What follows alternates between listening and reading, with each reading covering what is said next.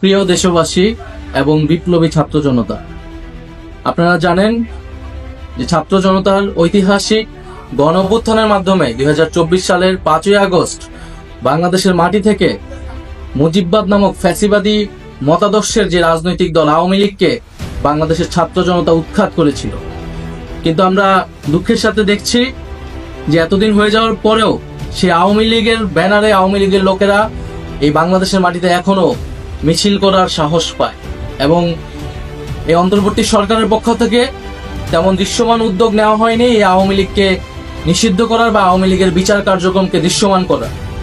আমরা 5ই আগস্টের পর থেকে ছাত্র জনতা বলে আসছি যে আওয়ামী লীগ কোনোভাবেই বাংলাদেশের মাটিতে রাজনীতি করার নৈতিক কোনো অধিকার রাখে না এবং তার আইনি বন্দোবস্তও করতে হবে। আওয়ামী লীগ গত 1.5 দশক ধরে বাংলাদেশে একটি ফ্যাসিজম কায়েম করেছে। বাংলাদেশে কয়েকটি গণহত্যার সাথে আওয়ামী লীগ জড়িত। আমরা জানি পিলখানা হত্যাকাণ্ড থেকে শুরু করে হেফাজতের শাপলা হত্যাকাণ্ড, মোদী বিরোধী আন্দোলনের হত্যাকাণ্ড এবং সর্বশেষ জুলাই আন্দোলনের হত্যাকাণ্ড। এছাড়া বিরোধী রাজনীতিক লোকেরা গুম খুনের ক্রসফায়ারের শিকার হয়েছে। এই সব কিছুর বিচারের জন্যই কিন্তু এই গণ অভ্যুত্থান হয়েছিল এবং আওয়ামী লীগকে আমরা দলগতভাবে বিচারের দাবি জানিয়েছিলাম, সেটিও আমাদের সামনে দৃশ্যমান হয়নি।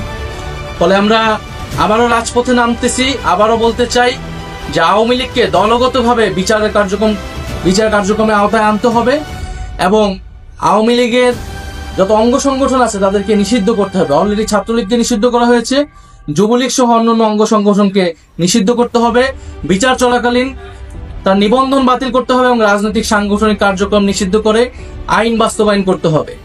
সেই উদ্দেশ্যে আগামীকাল 2রা মে বাদ জুমা জাতীয় নাগরিক পার্টি ঢাকা মহানগরীর উদ্যোগে বায়তুল মোকাররমের দক্ষিণ গেটে একটি বিক্ষোভ সমাবেশের আয়োজন করা হচ্ছে।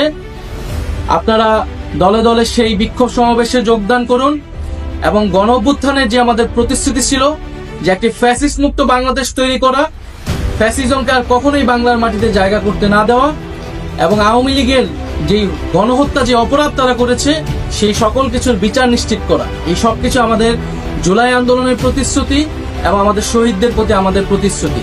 সেই প্রতিশ্রুতি রক্ষার্থে আগামীকাল দেখা হবে বিক্ষোভ সমাবেশে। ইনকিলাব জিন্দাবাদ।